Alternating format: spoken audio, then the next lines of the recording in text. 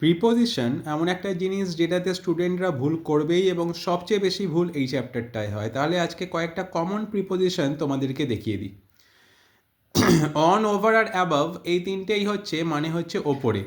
On মানে কি দেখো, স্পর্শ করে তল ছুঁয়ে থাকা বোঝালে, অর্থাৎ the book is on the table, অর্থাৎ তোমার ওপরে বোঝাবে কিন্তু সারফেসের সাথে টাচ থাকবে। বইটা যখন টেবিলের ওপর রয়েছে ছবিটায় দেখো, বইটা টেবিলের সারফেসটাকে টাচ করে আছে, তাহলে সেই ক্ষেত্রে আমরা অন ইউজ করব।